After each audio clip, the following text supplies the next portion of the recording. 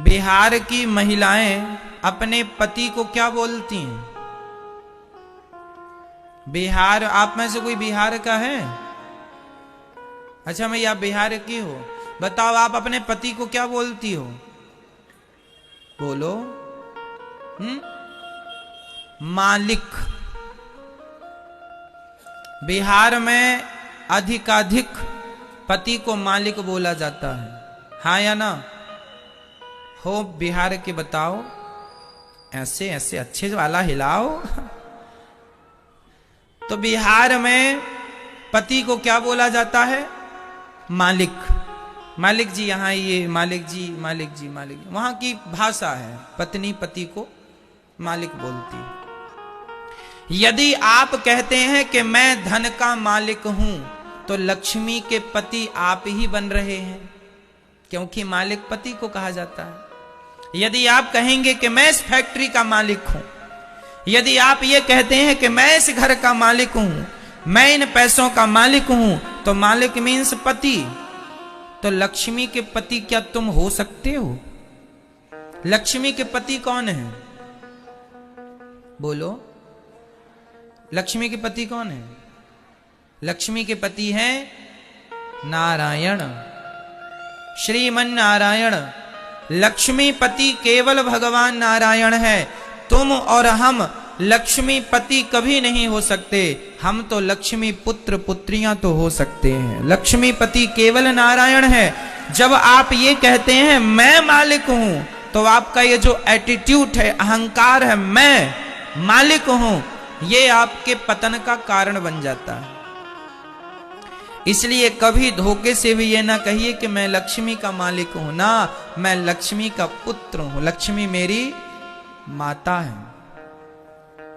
पुत्र बन के रहो तो अच्छा है, पति बन के ना रहना। इसलिए किसी को लक्ष्मी पति नहीं बोला जाता है ना। करोड़पति तो कहा जाता है, लखपति तो कहा जाता है, लक्ष्मी पति केवल नारायण को कहा जाता है। इसलिए ये हटा दीजिएगा कि मैं मालिक हूं। मालिक किसे बनाओ?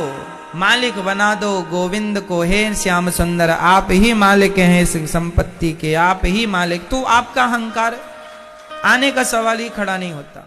जो व्यक्ति जितना धनी होता है वो उतना लालची हो जाता है। जो व्यक्ति जितना धनी होता है वो उतना कंजूस हो जाता है। आपको पता है ये बात? जिसके पास जितना ज्यादा होता है वो उतना ही कंजूस होता है। तो दूसरी बात, जब धन आए तो धन को धर्म से जरूर जोड़िएगा, परोपकार। मैं ये नहीं कहता कि कहावत है तेली के तेल होता है तो पहाड़ में नहीं पोतता। धन आवे तो उल्टे काम ना कीजिएगा। धन आवे तो जरूरतमंदों की सेवा, धन आवे तो गरीब बेटियों का विवाह, जरूरतमंदों की सेवा, भूखों को भोजन, और जिनके वस्त्र नहीं उन्हें वस्त्र।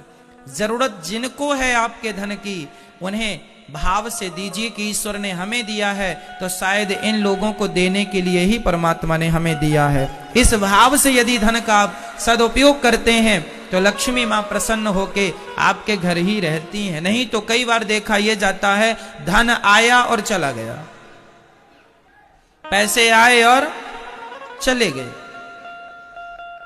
टिकते नहीं है। महाराज जी हमारे घर तो पैसा टिकता ही नहीं, ऐसा लोगों की समस्या।